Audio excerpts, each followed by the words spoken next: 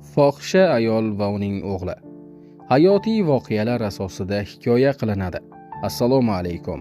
Kanalimizni birinchi bor ko'rib turgan bo'lsangiz, obuna bo'lishni, videoga like bosishni hamda video izohida o'z fikringizni yozib qoldirishni unutmang. Bo'ronli tunlarning birida qishning izg'irin shamoli oynalarni shiddat bilan qoqayotgan mahalda 17 yoshli Jasurning hayotini ustun qiladigan o'sha mash'um voqea yuz berdi. Hammasi bundan 2 yil muqaddam boshlangan edi. Jasurning oilasi havas qilsa arziydigan, tarbiyali va tinch totuv oilalardan biri hisoblanardi. Otasi halol mehnat qiladigan, oilasini hech narsadan kam qilmaydigan inson edi. Biroq onasining nafsiga berilishi bu baxtli oilaga dars ketkazdi. Bir kuni otasi kutilmaganda xizmat safaridan barvaqt qaytib kelib, ayolini o'z uyida xiyonat ustida tutib oldi. G'ururi toptalgan otasi xotinini o'sha zahoti taloq qildi va uydan haydab yubordi.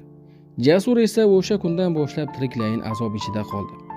Ona degan muqaddas nomni bulg'agan ayol tuman markaziga ko'chib o'tdi va tez orada yomon yo'lga kirib, yengiltak hayot kechira boshladi. Qishloqdagilar falonchining xotini fohisha bo'lib ketibdi degan g'iybatlar Jasurning quloqiga yetib kelardi. Yigitning ko'ksida bir alam, bir nafrat olovi alanga olar edi. Ko'cha-kuyda tengdoshlarining pichirlashlari, fohisha ayolning o'g'li deyishlari, odamlarning achinish bilan qarashlari uning g'ururini kun sayin ezib borar edi.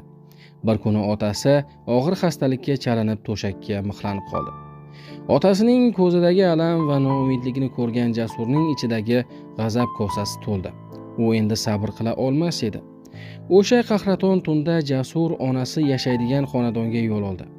Maqsadi onasiga oxirgi marotaba aql o'rgatish, uni bu sharmandali yo'ldan qaytarish edi. U uyga yaqinlashganida derazadan kelayotgan baland musiqa va behayo kulgular eshitilib turar edi. Jasur eshikni sekin ochib ichkariga kirdi. Uyda mast alast holatdagi onasi va uning navbatdagi o'ynashi kayf safoga berilib o'tirishar edi. Jasurni ko'rgan onasining yuzida na afsus va na uyat asorati ko'rinmadi. Aksincha, u o'z o'g'lini bepisandlik bilan maqtanchoqlik qilib o'ynashiga tanishtirmoqchi bo'ldi. U bilan birga o'tirgan erkak esa Jasurni kamsitib kulib masxara qildi. Otasining xastaligi, ko'cha-kuyda ko'rgan xo'rliklari va ayni damda ko'z o'ngida sodir bo'layotgan behayoliklar Jasurning shu o'rnini qoplab oldi. U ichidan barcha alamlar, nafrat va g'azablarni portlaganiga chiday olmadi. U qorong'u yo'lakdagi pichoqni qo'liga oldi-yu, ko'zlari qonga to'lib o'ynashiga tashlandi. Zarbadan so'ng hushini yo'qotgan erkak yerga yiqildi. Bu holatni ko'rib baqirib boshlagan, lekin hanuz qilmishidan afsuslanmagan onasiga qaradi Jasur. "Siz mening va otamning hayotini mahv etdingiz. Hammasi rasvo bo'ldi. Na obro'y qoldi, na ko'chada yura olyapman", deb pichirladi-yu, ko'zlaridagi yosh bilan so'nggi zarbani onasiga berdi. Xonada sukunat cho'kdi. Qonli pichoq yigitning qo'lidan yerga tushdi. Jasur qisqa fursat ichida ham onasini, ham uning o'ynashini hayotdan olib ketadigan zarbalarni berdi. U qochib ketmadi. Tiz cho'kib uyning o'rtasida soatlab yig'lab o'tirdi. Tong otgach o'zi militsiya bo'limiga borib qilgan qilmishini tan oldi. Sud zalida u bir marotaba ham o'zini oqlashga urinmadi.